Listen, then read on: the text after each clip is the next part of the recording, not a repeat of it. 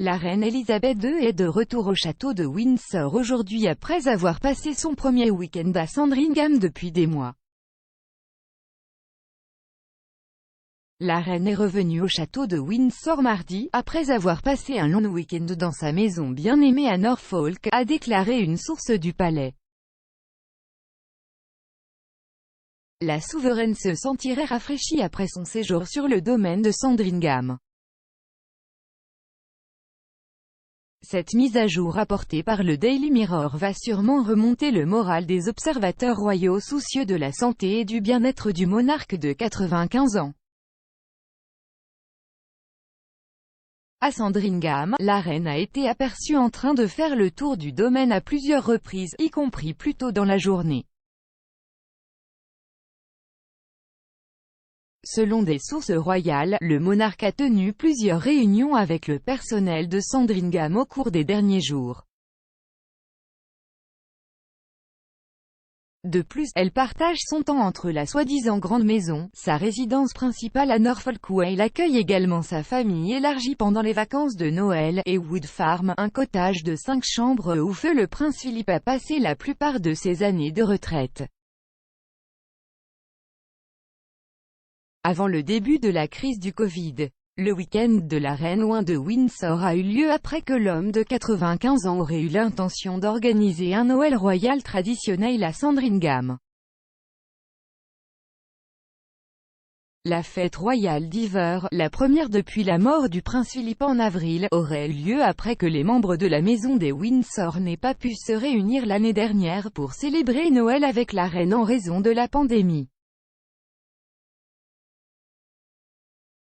Le retour du souverain au château de Windsor est intervenu juste avant une date très importante dans le journal de la reine, le dimanche du souvenir.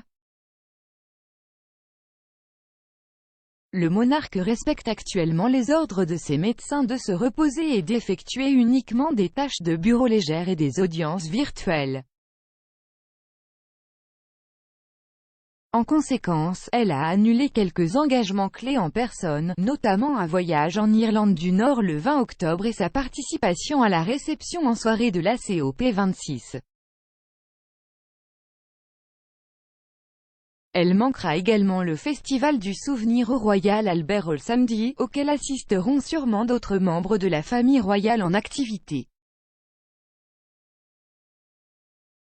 Cependant, la reine, qui est également le commandant en chef des forces armées, a déclaré dans une déclaration du palais de Buckingham avoir la ferme intention d'assister en personne au service national du souvenir dimanche.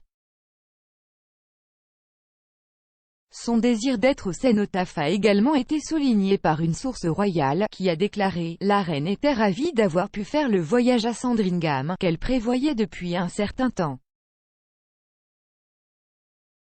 Ses médecins l'ont autorisée à effectuer le court vol en hélicoptère, étant entendu qu'elle continuerait à se reposer.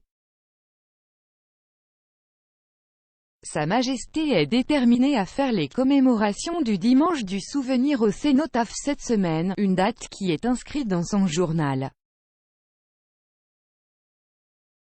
Ce sera un énorme coup de pouce pour elle-même et pour les vétérans que la reine participe à l'événement. La reine n'a pas dirigé le service depuis 2017, lorsqu'elle a décidé de se tenir aux côtés de son mari et de regarder la cérémonie depuis le balcon du ministère des Affaires étrangères et du Commonwealth.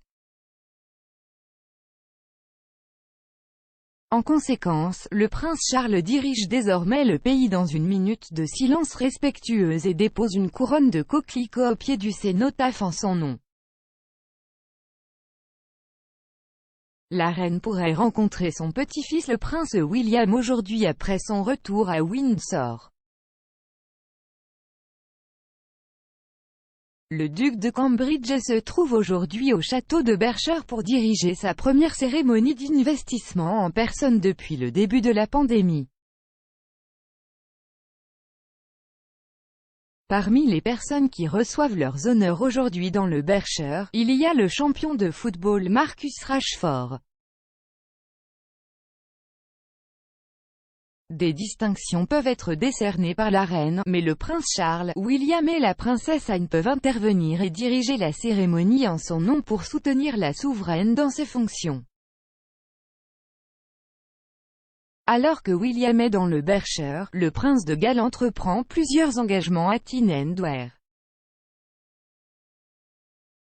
À la gare centrale de Newcastle, le prince a entendu parler de Changing Live, un organisme de bienfaisance qui soutient les personnes sans domicile fixe.